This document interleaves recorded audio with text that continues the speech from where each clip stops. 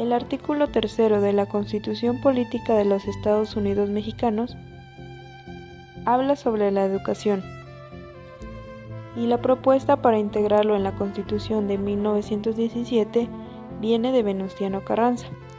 En la construcción de este artículo se dio un debate entre los jacobinos y los renovadores.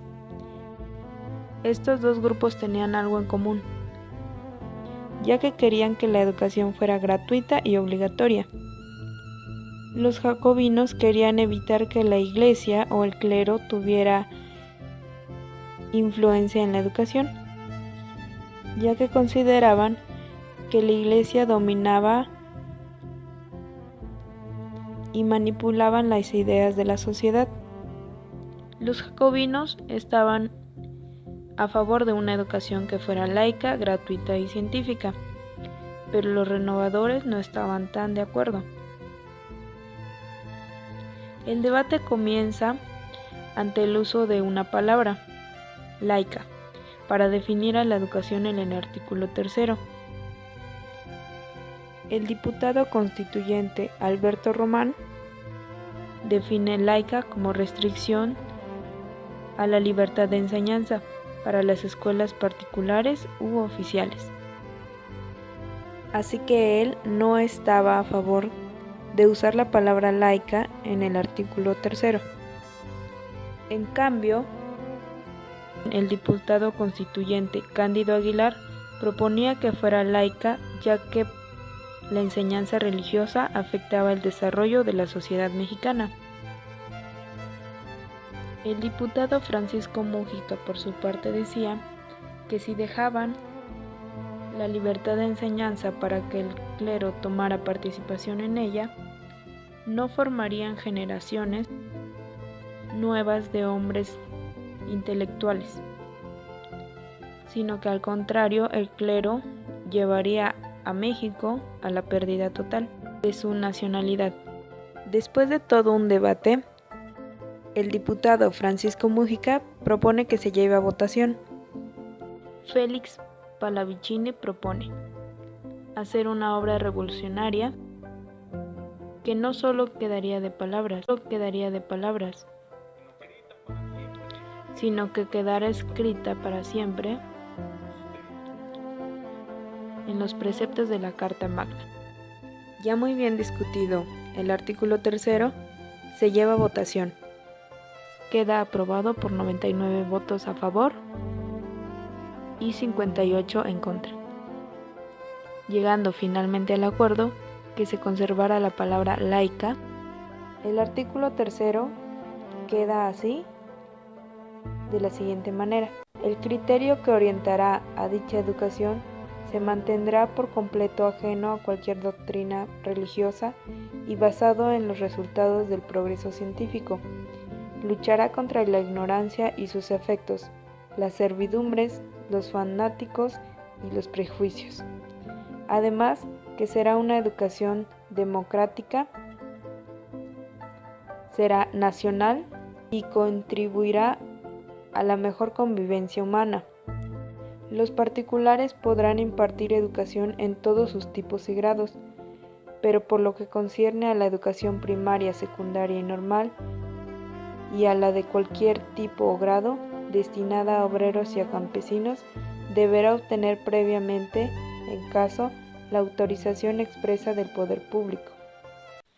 Álvaro Obregón, como presidente municipal, destinó la mitad de su presupuesto a la educación pública y a las mejoras materiales.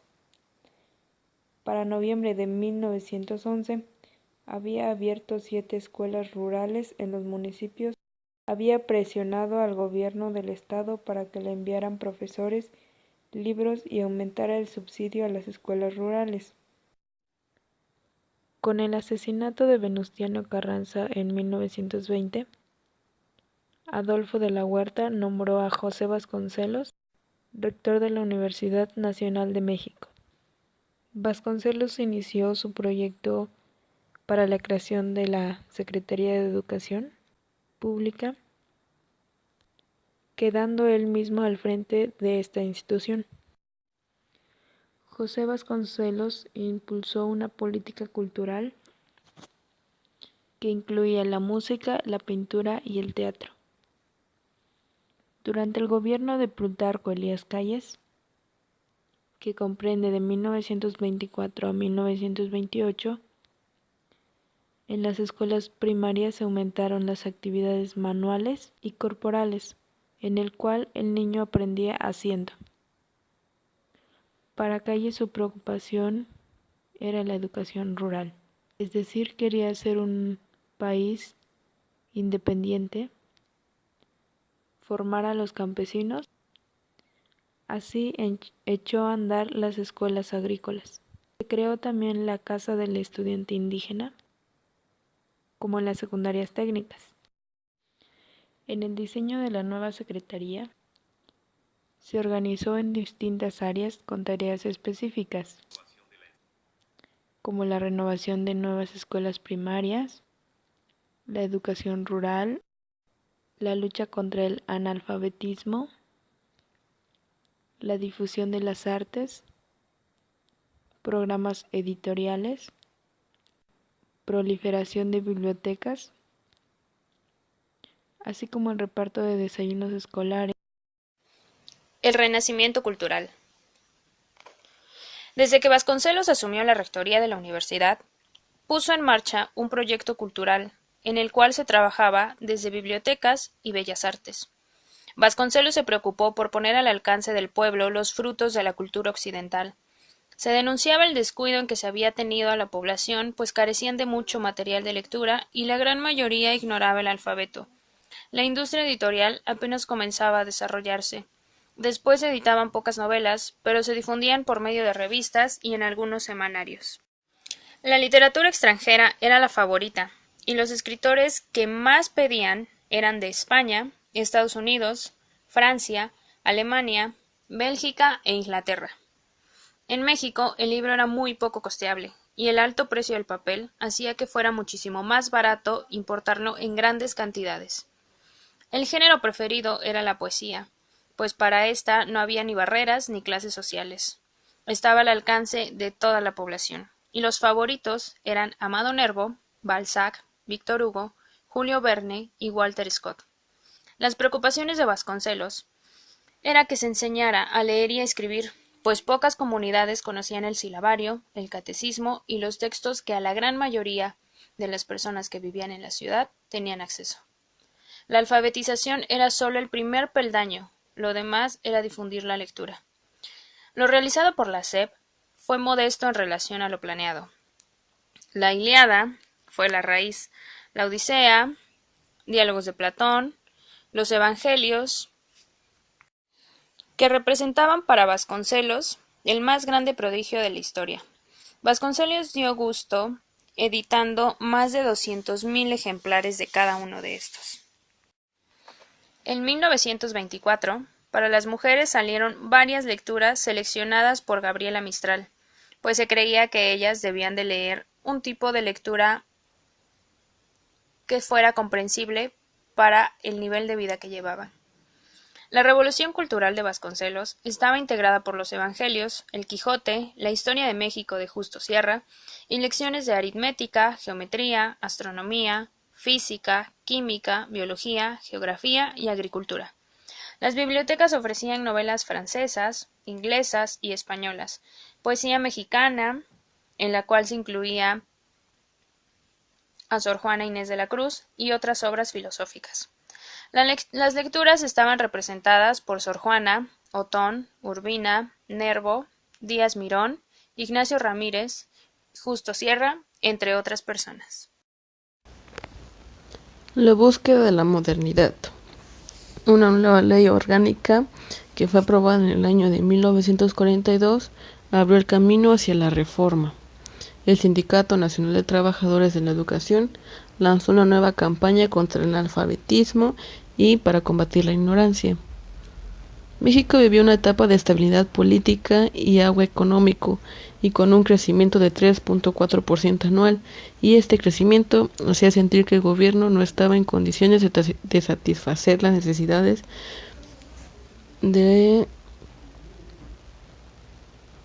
del pueblo.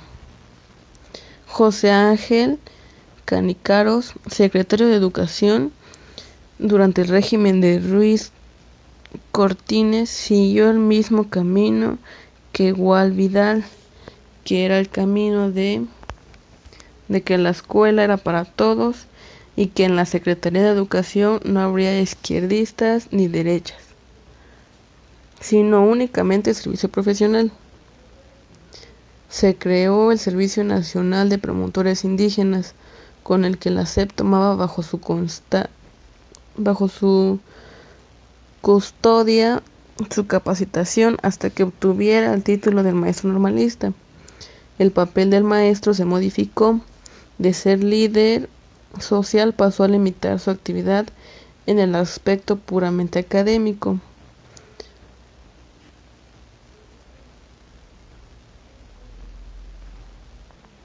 En el cual se pretendía hacer una enseñanza de memorización, y el acelerado desarrollo económico y la transición de la sociedad rural a la urbana industrial subrayó el valor de la escolarización, propiciando el inoceramiento en las demandas educativas. La política moderada de los años 40 marcó la transición del México rural al México urbano, moderno, industrializado. En el ámbito educativo hubo innovaciones y actualización. La escuela contribuyó a restablecer el consenso político y avanzando con la integración de una población cultural. Sigue siendo de gran desafío a las autoridades y educadores a ampliar las oportunidades del Congreso a todos los estados sociales mediante una educación de calidad. Pensamiento de la educación posrevolucionaria. José Vasconcelos. Este personaje estuvo a favor de la liberación humana, también de la libertad de creencias. Él decía que educar, enseñar los valores humanos, conducían a la superación. La fuerza del país estaba en su origen y no en sus afanes guerreristas, en la cultura y no en las armas.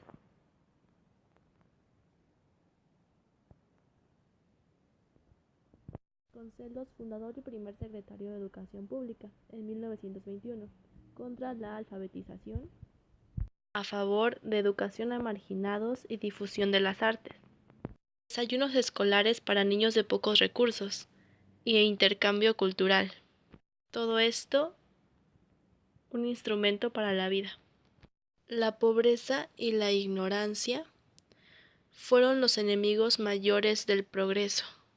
Para él existía prisa para educar, injusta distribución de la riqueza y del ingreso y el desarrollo del México revolucionario. Moisés Sáenz vio el indigenismo y las escuelas secundarias. Incorporar al indígena a la vida nacional sin destruir su cultura e incorporar la civilización indígena a nuestra cultura mexicana a través de pinturas, oficios u artesanías. José Vasconcelos, humanista, culturas a favor del mestizo. La alfabetización permitía ir forjando la identidad nacional, la educación como herramienta para superación. Narciso Bassols fue el que hizo la redacción final de la modificación del artículo 3 Intolerancia a la religión, sociedad igualitaria a partir de la educación. A favor de la liberación social. Enseñar a explotar la tierra, no al hombre. Jaime Torres Bodet. Educación equilibrada entre los elementos útiles para entrenar la vida y la motivación al talento y al dominio de la virtud. Muy importante para él la historia y el civismo. La educación activa, escuelas de laboratorios, bibliotecas y talleres. El conocimiento para él era filosofía y ciencia. Jesús Reyes Heroles. Él trabajó para elevar la calidad de la educación en todos los niveles a partir de la formación integral de los docentes. Vincular la educación y la investigación científica, tecnológica y el desarrollo experimental con los requerimientos del desarrollo social nacional, con mayores servicios educativos con atención prioritaria a zonas y grupos más desfavorecidos. Centralizar la educación básica y normal. Mejorar y ampliar los servicios en las áreas de educación física, deporte y recreación. Hacer de la educación un proceso permanente y socialmente participativo y democrático. Estos fueron los principales pensamientos acerca de la educación. Hola, yo les voy a hablar acerca de la educación como factor de unidad y cohesión. Espero les guste y sea de gran utilidad para todos ustedes. Cecilia Greaves ha examinado el contexto en el que se desenvolvió la política educativa entre 1940 y 1964. Dentro de esto destaca cuando Manuel Ávila Camacho llega a la presidencia en el periodo de 1940 a 1946. Dentro de ese periodo, México seguía siendo un país con un perfil predominante rural. Los desafíos de la educación, políticas que simultáneamente atacaron los rezagos y las carencias de las escuelas rurales y atendieran los emergentes requerimientos de formación de mano de obra cada vez más calificada, derivados de la industrialización en los centros urbanos. Pese a las urgentes necesidades presupuestales en el sector educativo, la inversión se retrajo durante el periodo comprendido entre la Segunda Guerra Mundial y los primeros años de posguerra. El gobierno se desligó del radicalismo socialista y desde el punto de vista ideológico se adhirió a la doctrina de la unidad nacional con un discurso que suele calificarse de conciliador y conservador. El nuevo modelo educativo se orientó inicialmente hacia la llamada Escuela del Amor, que propició un cambio en la forma de concebir la educación, de instrumento transformador de la sociedad a herramienta de unidad y solidaridad de los mexicanos. Más tarde, se le asignó la tarea de hacer de ella doctrina constante de paz, de formación para la democracia y de preparación para la justicia. De esta manera, según Cecilia Greaves, a partir de los años 40, formar buenos ciudadanos conscientes de sus derechos y obligaciones respetuosos de la ley y leales a México, la consigna que sustituyó la lucha de clases. La Ley Orgánica de la Educación Pública de 1942, reglamentaria del artículo 3 constitucional, estableció que el contenido esencial de los planes y programas de educación primaria sería el mismo en las escuelas urbanas, semiurbanas y rurales. El gobierno de Ávila Camacho favoreció la expansión de la matrícula, intensificó los esfuerzos de alfabetización mediante una campaña nacional, apoyó la formación de docentes e inició en 1942 una nueva etapa para las misiones culturales. En diciembre de 1940 se realizó el Congreso de Unificación Magisterial, de donde nació el Sindicato Nacional de Trabajadores de la Educación, el CENTE, como un formidable grupo de presión al aumentar con rapidez el número de sus afiliados. La presidencia de Miguel Alemán, en el periodo de 1946-1952, se dio continuidad a la política educativa de su antecesor. A partir de los principios y orientaciones de la llamada Escuela Unificada, la administración de Alemán se propuso organizar y articular un sistema nacional de educación pública con base en una diferenciación progresiva de centros de enseñanza y el establecimiento de puntos de enlace entre ellos. En los años 50, el sistema educativo enfrentaba además un problema mayúsculo en la primaria, la deserción de niñas y niños.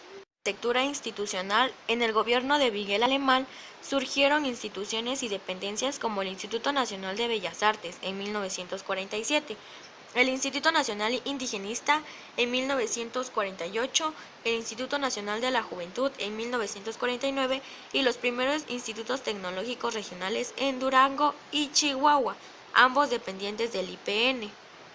Financieros se recuperaron gradualmente en la administración de Ruiz Cortines en el periodo de 1952 a 1958. Con mayores recursos, la expansión del sistema educativo se aceleró. En ese periodo aumentó significativamente el número de escuelas de educación primaria, aunque los servicios educativos experimentaron la presión proveniente de la acelerada dinámica demográfica. En el gobierno de López Mateos, la educativa aumentó de 0.97% a 1.52% del PIB en 1964. Estas tendencias se mantuvieron al alza en los sexenios siguientes, con una mejoría notable. De hecho, el peso del gasto federal en educación aumentó muy considerablemente.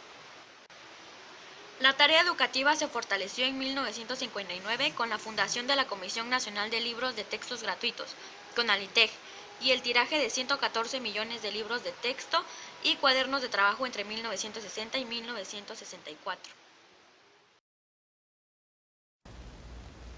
La educación del pueblo. La enseñanza no sería obligatoria, la escuela estaría abierta para todos.